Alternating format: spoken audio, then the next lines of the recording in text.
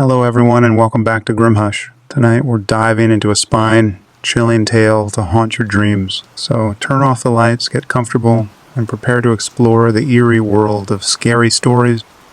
Before we begin, we'd love to know where you're watching from. Drop your country in the comments below. If you're enjoying our content, please hit the subscribe button and give us a like. Your support enables us to bring you more stories. I know many of you use these videos to help you fall asleep, so I'll do my best to keep you company through the night. Now let's dive into today's terrifying story. No one's allowed to look at my brother when he eats. I never thought it was weird. It was the same as Dad going to work every day and Mom cooking dinner every night. Just Maddie always ate upstairs. Mom made sure everyone at the table had a full serving before she got to work on Maddie's plate. She would load it with supersized portions of whatever was for dinner plus leftovers from last night. By the time it was ready, the mountain of food would put Dad's appetite to shame. The night after my 8th birthday, Mom's arm shook carrying Maddie's dinner. She teetered across the kitchen with a serving plate, the one we use for appetizers when we have guests. 3 hamburgers, 2 chicken breasts, egg salad, at least a half dozen corn dogs, and a pile of potatoes. Squeezed next to that were pork chops, meatballs, shrimp fried rice in a Tupperware, and a full mixing bowl of mac and cheese. You need help, honey? Mom shook her head, finding her balance on the stairs. Oh, no, Mom's got it. Maddie's not feeling well today. Don't stuff him now. I turned to Dad. Frankly, I was in a bad mood. Maddie hadn't wished me a happy birthday yet. In fact, he hadn't come out of his room all day yesterday. He was 2 years older than me, and our sibling rivalry ran deep. Why does Maddie need that much food? What if I'm still hungry? Why doesn't he just come down and eat it here? He's a growing boy, puberty's hitting him. That's a time when every kid undergoes remarkable changes. You'll see. He ignored my other question, so I asked again. Dad put his fork down. Your brother is self-conscious. I know, we've told him it's silly, but we're respecting his decision, giving him time. And you should too. He's your big brother, but he doesn't have one. What he's going through can be scary. I crossed my arms. Sounds like a big baby. Enough. His voice cut through me. He spoke through his teeth. Apologized. I mumbled under my breath. Excuse me? I'm sorry. Dad nodded. Mom came down a minute later and we finished our dinner in silence. In bed, I began to plot a nasty trick. The next day after the bus dropped me off, Mom told me she was going for groceries and to stay in the house in case Maddie needed anything. I went up to his room and knocked on the door. Maddie? There was no response. Some of my friends from school are coming over today. Do you want to play with us? Again, nothing. I made a face and started down the steps. He wasn't making this easy.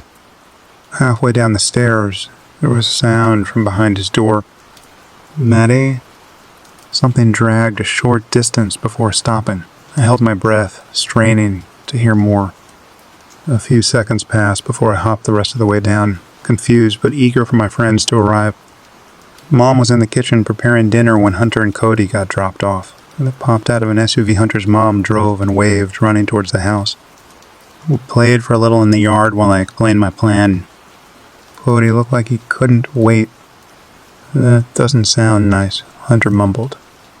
Maddie's never nice to me. Remember my birthday party? He didn't even go in the bouncy house. Cody piped up. Yeah, we're not going to hurt him, Hunter. A few more minutes was all it took to convince him. Then dinner was ready. Mom tiptoed around the table, dispensing slices of brisket and spoonfuls of pasta with gravy and Italian bread. Cody and Hunter dug in immediately, in a few seconds vaporizing half their plate. I made sure to eat fast too, but kept an eye on Mom. She always put a lot of care into Maddie's plate. After she was finished, up she went. When she returned to the kitchen, there was nothing on our plates. Wow, you boys are hungry. Not anymore, I said, patting my stomach. Careful, Dad laughed. If you eat like that, you'll get sick. I crossed my arms and scooted off my chair. Come on, guys, let's play in my room. All right, just don't bother Maddie while he's eating. We hid our smiles. We made sure our footsteps could be heard from downstairs, walking into my room and loudly closing the door. Then Tiptoeing, we crept out of my room, down the hallway until we were in front of Maddie's door. "I'm still hungry," Cody giggled through his hands. Shh. I knocked quietly. Hello, Maddie." Silence. "Can I come in?" Hunter began pointing insistently back toward my room. I waved him off. It's just me. My friends left." 10 seconds trudged by. Cody looked disappointed. Something hot began to well up in my chest. It wasn't anger. Maybe jealousy? I put my hand on the doorknob. I got us in all my classes, and Mom and Dad would pat me on the head before mentioning how Maddie used to get Awanas. Every day at school, the teachers always asked, "How's Maddie doing?" I was the one who loved our dog, Archie. The one we had to give away because he never stopped barking at Maddie's door. He doesn't play sports, he doesn't have any friends, and he doesn't even go to school. He never comes out of his room. He was a good for nothing older brother. No, it was hate. I hated Maddie. I pushed the door open. Immediately, a vile smell hit our nose, causing Hunter to gag. Our curtains were drawn tight around the windows, casting a gloom over the mess inside. Broken toys, shredded notebooks, overturned chairs, and even some broken glass. A cooking program for children played on a small TV, its volume just loud enough to hear over a rickety desk fan. I was ready to welcome our guests for this episode. The fan could only do so much, though. Remains of food stained everything in the room. You couldn't step anywhere to avoid mold covering the floor. Bits of meat clung to the screen of the television. Red sauce smeared the wall, and there was a large stain on the sheets of the bed. Hunter tapped my shoulder. "This is gross. I want to go back." "Your brother is nasty," Cody proclaimed. He stepped meticulously into the room, leaving Hunter and me by the door, using the toys like you would stones to cross a river. He jumped onto the bed and recoiled. It is wet. We should leave," Hunter begged. What's your name, sweetie?" the TV whispered. I searched the room with my eyes. It was my first time inside in years. I remember when me and Maddie used to be inseparable. I may have hated him, but it'd been so long since I'd seen him. I'm Emily." Cody bounced on a dry part of the bed, laughing. "So where's the good food?" "Hold on," I said. "Maddie?" "Why, Emily? You look good enough to eat." It was just unfortunate when Maddie's accident happened. When I thought about it, I don't think I've actually seen him since that field trip. Mom and Dad would show me some pictures and videos of him, but I can't tell if he looks older or not. It was partly my fault. I was distracted with all the gifts Mom and Dad got me afterward. They treated me with some of the money they got from the stem cell lab in court. Maddie's accident was all their fault, Mom and Dad said. Something shifted from the far side of the room. Cody's face lost its color. "Cody, let's go." When his feet hit the ground, a pale hand darted from beneath the bed. Cody tumbled to the floor, shrieking. "Help," Cody squealed. There was a clattering from the kitchen and footsteps hurrying up the stairs. Hunter ran out of the room wailing. I was glued in place by morbid fixation. The hand that was clamped tightly around Cody's ankle. Was that Maddie's ankle? Was that thing, impossibly tall, clambering out from underneath the bed? That couldn't be my 10-year-old brother, right? I felt my dad's arms scoop me up and rush me into the hall. Before he shut the door, I could see Mom, with her arms raised in front of a monster. It was holding Cody upside down. His swollen belly dragged along the floor as if it swallowed a boulder. I blacked out. The reason I'm writing this is because I didn't remember Maddie until a few days ago. I'm in my 30s. For the past month, my wife has encouraged me to go to a specialist due to night terrors that began last year. It started infrequently, but recently it's been every other night that my cries disturb our sleep. I met with a woman who put me under some sort of hypnosis to help me remember trauma. I woke up with those terrible memories. She told me the event could have been rejected from my memory, naturally, due to the severity of it. Or another specialist had induced amnesia on me. I'd even forgotten about Hunter and Cody. I looked for them both on social media and was able to get in contact with Hunter. He wasn't very receptive at first, but he agreed to meet after hearing my situation. We sat at a bar. He gulped down his liquor before speaking. My memory is a bit funky too. I was in a mental hospital for a couple of months. We moved and I learned how to push it away. The memory. In college I found out it was labeled a kidnapping. What do you mean? Cody never made it out of the house. That I remember. Your parents did a damn good job. I don't know what hoops they jumped through or whose pockets they filled. He paid for his tab. Don't contact me again. On the way back to my car, I tried calling my mom. She hasn't answered her phone all day. My dad passed away last year, but my mom still lives at my childhood home. I need to talk with her. In person. And maybe I'll burn that house down on my way out.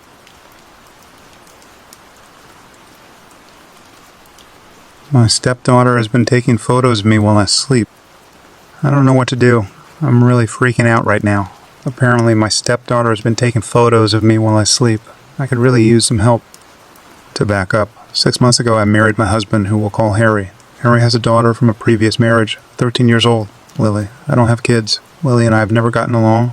However, in the past few months, since we got married, things have gotten much worse. She used to just ignore me.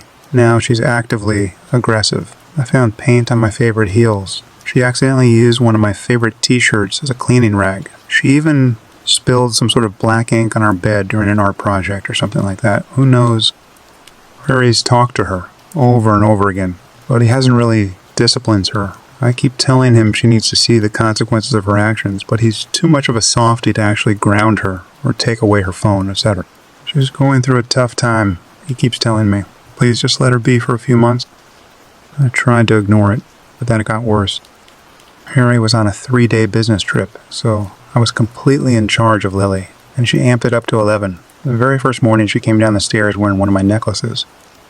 You can wear my jewelry, but need to ask me for permission first, I told her. I don't need to ask permission for anything, she replied, rolling her eyes. Yes, you do. For the next 3 days your dad's gone, so you need to listen to me.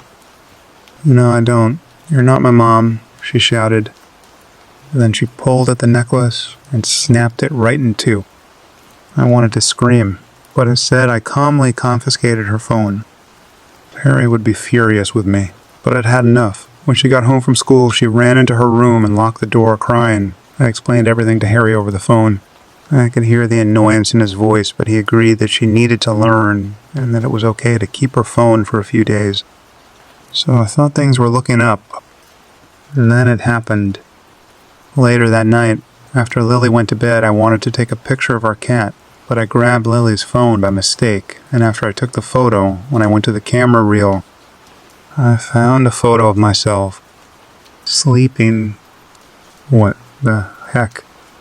It was a dark, grainy photo. She hadn't used the flash, but I could still make out my face, clearly smushed against the pillow, eyes closed. I could make out Harry's silhouette in the background behind me, facing the other way, and my book on the nightstand. Before I could stop myself, I flipped to the next photo. And there's another one of me sleeping, taken from a different angle. Taken from below, like she'd been hiding under the bed. Shit. My thumb raced across the screen as I flipped back through the photos. There were dozens of them, dozens of photos of me sleeping. One taken from inside our bathroom. Another was taken from inside our fucking closet. I looked at the timestamp on them. They were all taken around over the course of weeks. I tried to call Harry 3 times, but his phone went right to voicemail. It was after midnight and he had an early meeting tomorrow. He must have turned it off. Come on. I'm on her, calling him a 4th time. Jin. I jumped about a foot in the air. Lily was standing behind me, in the semi-darkness. Her wavy hair hung halfway over her face. I backed away. What do you want? I asked, quickly, ending the call. I want my phone back. Not tonight, I replied, my heart pounding. Maybe tomorrow? She shrugged. Okay. Then she went back upstairs and into her room. I flipped through the photos one more time. Why in the world would she take these photos? To intimidate me, to scare me, to help her plan of murdering me.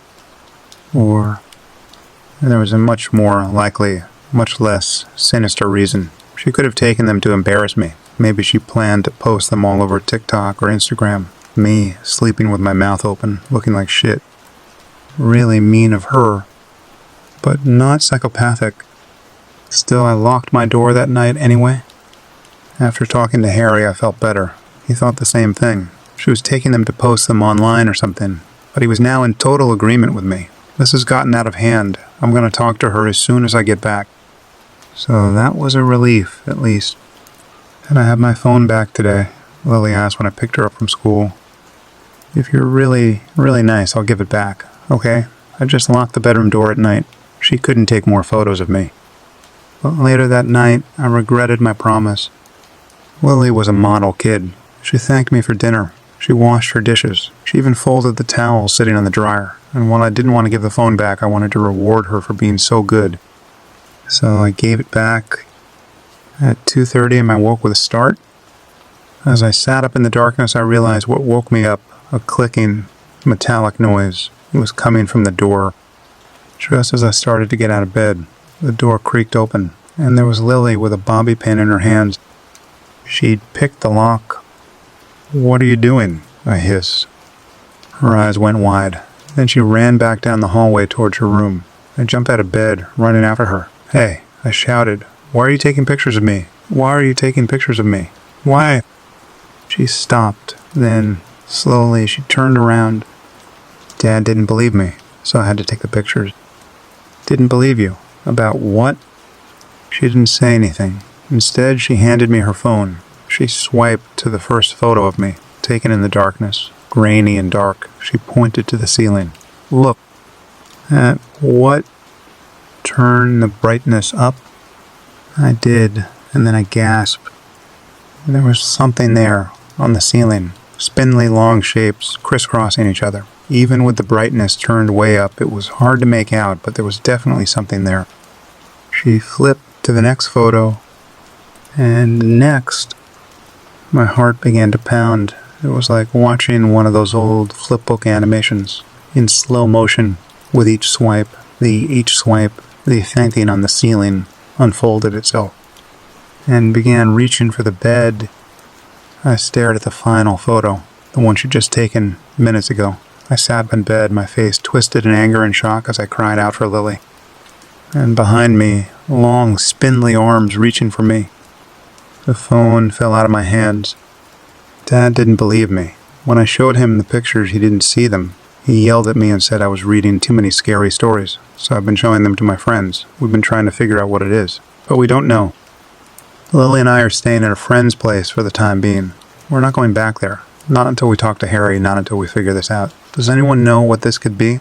We've been searching nonstop and haven't found anything promising. I used to be able to talk to my dead brother. He told me unforgettable things. I was a sheltered kid, never had a lot of freedom. Hell, I wasn't even allowed to go to the bathroom by myself until I was 8. It wasn't really my parents' fault, though. Before I was born, they had another kid, Jacob. They loved him a lot, even more than myself. I remember thinking as a kid, one day I guess they weren't careful enough and Jacob ended up going missing. He was only 9 years old. He simply left, never to be seen again. They gave up looking for him after 7 months, and a year later they got pregnant with me. They never found his body, so I think a little part of them always hoped he was alive. I never met him, but I remember ever since I was little I had felt this weird connection to him. My parents used to tell me I'd scare the hell out of them when I was younger because I kept on talking to this one corner in the closet. Whenever they'd ask me who I was talking to, I would just say, "Big brother." Keep in mind that I was younger than 3 when this happened. They hadn't told me about him, and there's no way I could have known otherwise. I do remember he was a part of my life. Maybe it was some subconscious trauma response to having overprotective parents, but I could have sworn he was always there, hovering over me. The first time I remember him talking to me, I was around 5. I was coloring some pictures in the playroom and Jacob was talking to me. "What are you drawing?" he asked me. He tugged on my braids. I remember he did that a lot. "It's a forest with fairies and a rainbow and a baby deer," I said proudly, holding it up to him. He scoffed. "That doesn't even look like a real forest. To draw nature, you gotta be in nature. Here, come with me." He took my wrist in his cold, icy hand and practically dragged me outside. He handed me a little shovel I used to help Mom in the garden. "Dig right there," he told me, and I obliged. I found the usual bugs, rocks, and roots, but I also dug up something else, and Jacob smiled as I pulled it out of the ground. It was a backpack. I think it used to be red. It felt heavy and there was definitely something in it, but the zipper was so rusted I couldn't get it open. That's all right, Jacob shrugged. We'll get it later. Lily. I heard my mother's panicked voice call. Lily. She saw me outside and Jacob quickly took the bag from me and pushed me away. Oh my goodness, don't run off like that alone. I wasn't alone. I protested, looking back to see. Nothing. Jacob has disappeared. My mom dragged me back inside by the collar of my dress and put me in my room. Do not leave here. You mustn't go outside like that. Stay safe. And I never really liked my bedroom. Something about it was just off, even to me as a little kid. I never felt entirely alone, and there was a certain amount of bad energy that I could just feel. I especially hated the closet. Whenever I would change clothes, I'd shut my eyes and fish around until I found something. I didn't care if it was ugly, I just wanted to get out of the closet as soon as I could. All of the energy that was in the room felt like it was smothering me in there. Suddenly, Jacob appeared behind me. I jumped. He looked where I'd been staring, right at the closet. You're scared of that thing, huh, little sis? He asked, and I nodded shakily. He glanced at me, then back at the closet. Sometimes you need to face your fears. He very slowly paced towards the closet, then opened it in one swift movement. He motioned for me to come over. I, believing everything my big brother told me, inched towards him. Go in. I shut my eyes and stepped in, and to my surprise, he shut the door behind me, leaving me in the scary dark closet alone. I cried for him, but he didn't respond. I curled into a little ball and cried into my knees. The feeling of dread was overpowering me. I felt so alone. It was too quiet. Not a good, peaceful quiet. The kind of quiet that you can feel in your bones. Like there was someone else in the closet with me watching me. To comfort myself, I tapped on the closet walls. One section I had noticed sounded different than every other part of the wall, like it was hollow. I never liked that corner of the closet. It was the scariest part. Eventually, my mom called me down for dinner and I worked up the courage to get up and open the door. Jacob wasn't there. Nobody was. That night, my parents told me to not speak about Jacob ever again. It stopped me for a while. I honestly don't remember a lot up until I was 8. I don't know if this was the first time I had spoken to him since the closet incident, but it's the most significant. This time, he took me to Dad's work computer and showed me all the fun games to play. But after a while, he told me to stop playing the silly games and start Googling things. Being a sheltered kid, I didn't even know what Google was. He told me to Google Jacob Holden. That's you, I remember saying. I clicked on the first article I found. Jacob Holden, age 9, went missing from his Colorado home on March 12, 2003. He leaves without a trace, the only thing missing from his room being his school backpack. Authorities have tried to reach out to his parents, Jennifer and Carl Holden, to no avail. He was not seen leaving the house, and was not seen by anybody after he left school. School backpack, I said, like the one we found together. Without a word, he handed me the old, rusted, off backpack. He then handed me a pair of scissors. Cut it open, Lily, please. I obliged, and inside in the backpack I had found years ago was everything. Jacob Holden, passport, Jacob Holden, birth certificate. Anything that could have identified him was in that bag. Why was it buried in our backyard? I began thinking about everything. Mom and Dad almost never let me outside alone. And the backpack was buried outside with everything in it. Mom and Dad apparently never talked to the police, even though they had told me they searched for months. Jacob was never seen leaving the house. The hollow wall in my closet. And I guess Jacob realized I knew what was up because it presented me with something. A large sledgehammer. Go to your closet, Lily. You know what to do? With tears in my eyes, I took the sledgehammer from him and ran to my closet. I went shaking to the door that held my biggest fear for so long, now knowing that it was true the whole time. I found the hollow corner and let the sledgehammer loose on it. Something they don't tell you about dead bodies is that if they're trapped in an airtight space, such as a wall, they don't really decompose. They just dry up like meat in a dry aging fridge. Jacob's official cause of death was starvation. He was still alive when they put him in there. I had never seen Mom and Dad after that. The police took me to live with my aunt. I never saw Jacob either. I missed him. The last time I saw him, I was in the back of a police car being taken to a foster home until they could find a relative who would take me in. I looked back at my house, my window, to see Jacob. He was staring at me, blankly. He waved goodbye at me and I gave him a smile. Maybe he could never leave that place, but he sure made sure I could. He was one hell of a big brother after all.